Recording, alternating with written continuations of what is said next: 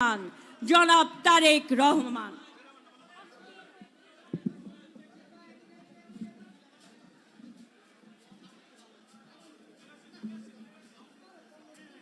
বিসমিল্লাহির রহমানির রহিম।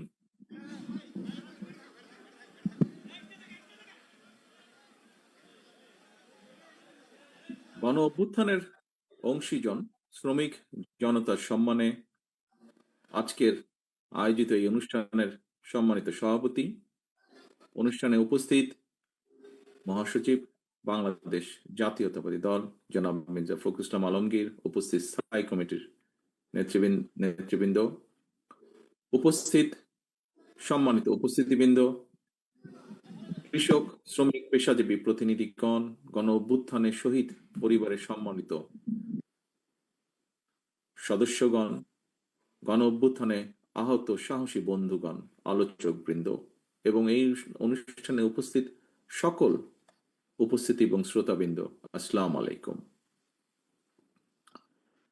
এতক্ষণ পর্যন্ত যারা বক্তব্য রেখেছেন, আপনাদের সবার বক্তব্যে গণ অভ্যুত্থানের সময় নৃশংসতা এবং এর আগে পরের পরিস্থিতি, গণ অভ্যুত্থানে বীর জনগণের আত্মত্যাগ, সন্তান স্বজনহারা পরিবারগুলোর আশা নিরাশা এবং দেশের বর্তমান সার্বিক পরিস্থিতির একটি চিত্র উঠে এসেছে।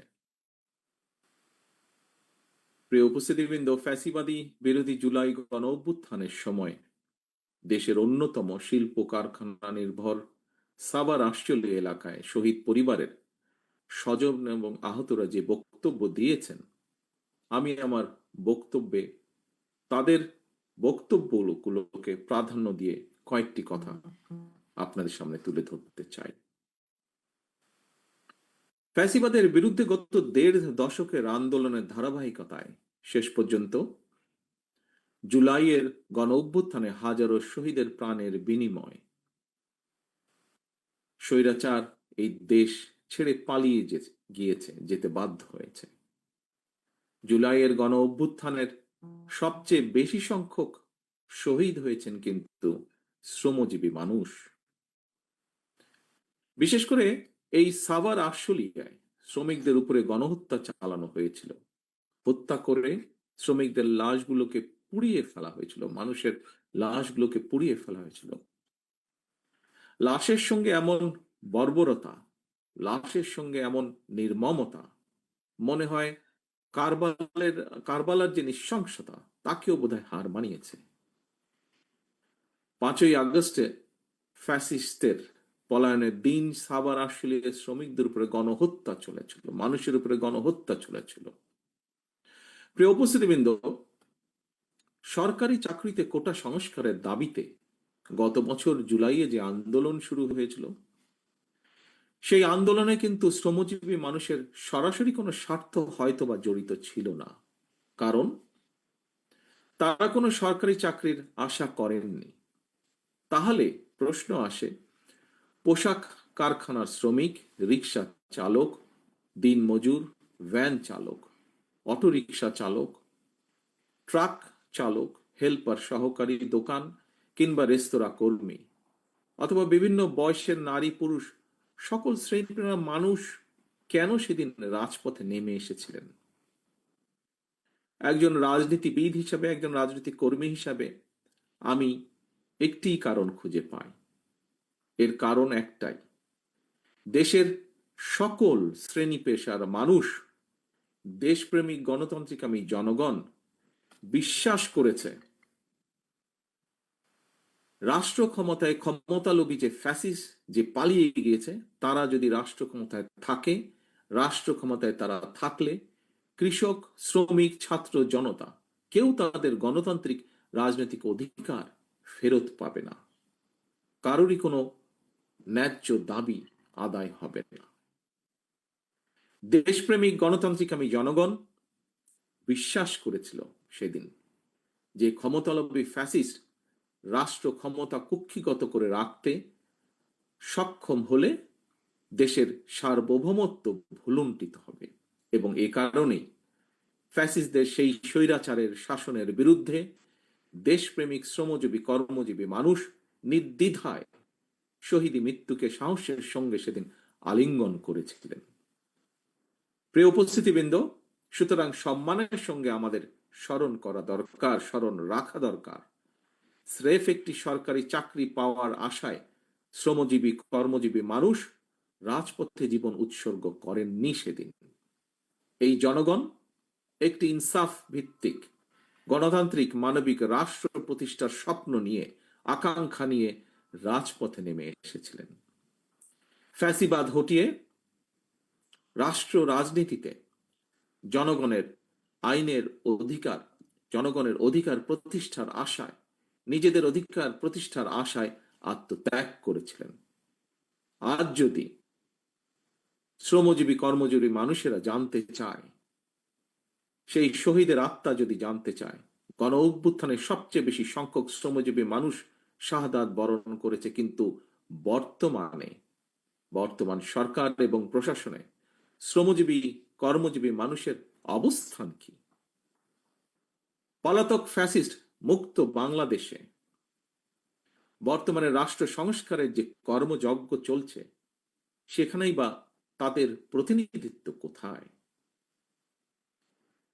প্রিয় ভাই বোনেরা, গণ অভ্যুত্থানে অংশীজন শ্রমজীবী কর্মজীবী মানুষের অবদানকে স্মরণ করে আমাদের কথা আমরাই বলবো, এই শিরোনামটি আমি দেশের বর্তমান প্রেক্ষাপটে অত্যন্ত বাস্তবধর্মী বলে মনে করি।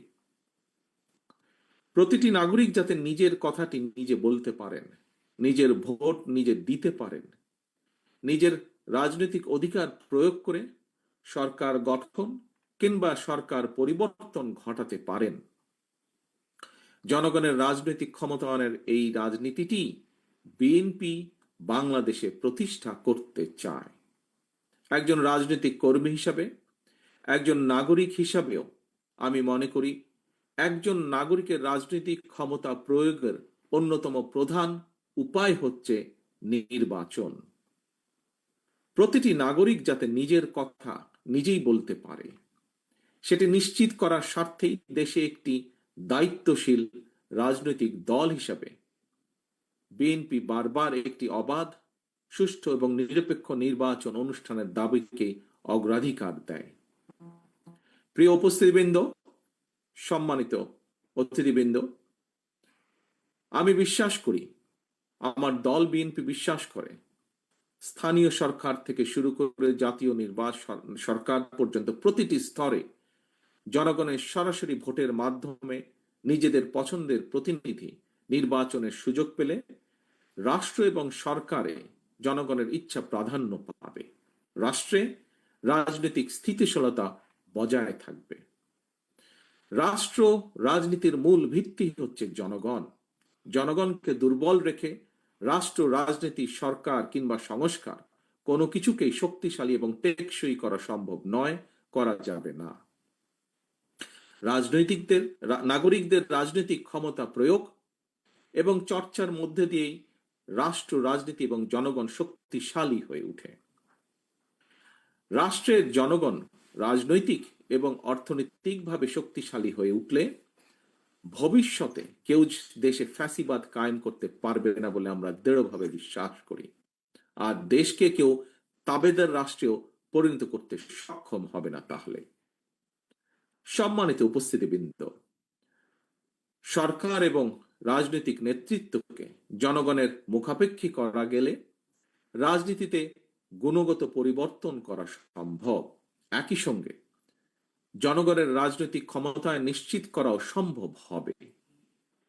দেশের সর্বস্তরের জনগণ কয়েকজন মানুষের হাতে রাষ্ট্রীয় ক্ষমতা তুলে দেওয়ার জন্য ১.৫ দশক ধরে নিশ্চয়ই আন্দোলন অব্যাহত রাখেনি, কিংবা জুলাইয়ের গণ অভ্যুত্থানেও শহীদ হননি। জনগণ রাষ্ট্র এবং সরকারে নিজেদের অধিকার প্রতিষ্ঠা করার জন্যই স্বৈরাচার বা ফ্যাসিবাদকে হটিয়েছে, জীবন উৎসর্গ করেছে। সুতরাং সরকারে যখন যারাই থাকুক, কেউ সরকার পরিচালনা করতে চাইলে তাদেরকে অবশ্যই নাগরিকদের কথা শুনতে হবে, প্রতিটি নাগরিকের আশা ভাষা বুঝতে হবে। কেউ জনপ্রতিনিধি নির্বাচিত হতে হলে তাকে অবশ্যই জনগণের সঙ্গে সম্পর্ক রাখতে হবে। বিএনপি জনগণের ক্ষমতায়নের এই রাজনীতি প্রতিষ্ঠার মাধ্যমেই শহীদদের কাঙ্ক্ষিত বাংলাদেশ গড়ে তুলতে চায়।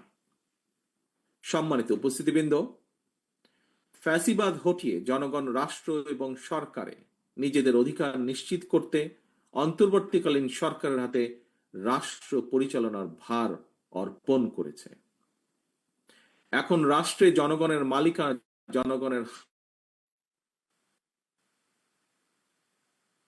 ক্ষেত্রে অন্তর্বর্তীকালীন সরকারের মাঝে শোনা যায় যে সকল কথা, একটি অন্তর্বর্তীকালীন সরকারের একটি অংশ নানা অপকৌশলের আশ্রয় নিচ্ছেন। অন্তর্বর্তীকালীন সরকার শিক্ষাঙ্গন, স্থানীয় সরকার কিংবা জাতীয় সরকার, প্রতিটি ক্ষেত্রে বিএনপি জনগণের ভোটে প্রতিনিধি নির্বাচিত করার পক্ষে। কিন্তু এইসব নির্বাচন অনুষ্ঠানের ক্ষেত্রে অন্তর্বর্তীকালীন সরকার অগ্রাধিকার নির্ধারণে বিচক্ষণতার পরিচয় দিতে পারছে কিনা, এটি একটি বিরাট প্রশ্ন এই মুহূর্তে জনগণের সামনে। আমি অন্তর্বর্তীকালীন সরকারের প্রতি দৃষ্টি আকর্ষণ করে বলতে চাই, শত শহীদদের রক্তের বিনিময় পতিত, পলাতক, পরাজিত, বিতাড়িত ফ্যাসিবাদী অপশক্তি রাষ্ট্র রাজনীতিতে পুনর্বাসিত হওয়ার সুযোগ নিতে ওত পেতে রয়েছে। সরকারের যে কোনো ভুল সিদ্ধান্তে দেশে গণতন্ত্র উত্তরণের যাত্রা পথকে সংকটে ফেলে দিতে পারে। দেশে ফ্যাসিবাদ, উগ্রবাদ, চরমপন্থা মাথাচাড়া দিয়ে উঠতে পারে। কাজেই এই ব্যাপারে আমাদের সকলকে, বিশেষ করে অন্তর্বর্তীকালীন সরকারকে অত্যন্ত সতর্ক থাকতে হবে, থাকা প্রয়োজন। শহীদ পরিবারের সম্মানিত সদস্যবৃন্দ, এবার আমি গণ অভ্যুত্থানে শহীদ, শ্রমজীবী, কর্মজীবী শহীদ পরিবারের উদ্দেশ্যে কয়েকটি কথা বলতে চাই। আমি আগেও বলেছি, শহীদগণ কিন্তু শুধুমাত্র একটি সংখ্যা নয়। একটি প্রাণের সমাপ্তির অর্থ একটি পরিবারের মৃত্যু, একটি স্বপ্ন সম্ভাবনার অবসান। তবে আপনাদের সন্তান স্বজনের শহীদী মৃত্যু দেশ এবং জনগণকে ফ্যাসিবাদ মুক্ত করেছে। দেশ আপনার শহীদ সন্তানের কাছে ঋণী। প্রতিটি শহীদ পরিবারের প্রতি রাষ্ট্র এবং সরকারের দায়িত্ব রয়েছে। কৃষক, শ্রমিক, মেহনতি মানুষ যাতে দেশে গণতন্ত্র প্রতিষ্ঠায় শ্রমজীবীদের অবদান নিয়ে গর্ব করতে পারে। শ্রমজীবী, কর্মজীবী শহীদ পরিবারের বর্তমান এবং ভবিষ্যৎ প্রজন্মের সদস্যরা যাতে তাদের স্বজনদের শহীদী মৃত্যু নিয়ে গৌরব করতে পারেন। বিএনপি আসন্ন জাতীয় নির্বাচনে জনগণের রায় রাষ্ট্র পরিচালনার দায়িত্ব পেলে সাভার, আশুলিয়া কিংবা অন্য কোনো সুবিধাজনক এলাকায় শ্রমজীবী, কর্মজীবী মানুষের আত্মত্যাগের সম্মানে একটি বিশেষ স্থাপনা নির্মাণের পরিকল্পনা করছে। বিএনপির সর্বস্তরের নেতা কর্মীবৃন্দ, শহীদ পরিবারের সদস্যবৃন্দ 1971 সালের স্বাধীনতা অর্জনের যুদ্ধ থেকে শুরু করে 2024 সালের স্বাধীনতা রক্ষার যুদ্ধে এ যাবৎকাল যত মানুষ দেশে গণতন্ত্র এবং ন্যায় বিচার প্রতিষ্ঠায় আত্মত্যাগ করেছেন, আল্লাহ যেন প্রতিটি আত্মত্যাগকে শহীদী মৃত্যু হিসেবে কবুল করেন। আল্লাহর দরবারে এই প্রার্থনা করছি, আহতদের দ্রুত আরোগ্য কামনা করছি এবং একই সাথে আজকে শহীদদের সম্মানার্থে শহীদদের স্বজনদের পরিবারের সদস্যদেরকে তাদের মনের কথা তুলে ধরার জন্য আজকের এই অনুষ্ঠান আয়োজন যারা করেছেন তাদের সকলকে আবারও ধন্যবাদ জানিয়ে আমার বক্তব্য এখানেই শেষ করছি। আল্লাহ হাফিজ। বাংলাদেশ জিন্দাবাদ। বাংলাদেশ জাতীয়তাবাদী দল জিন্দাবাদ।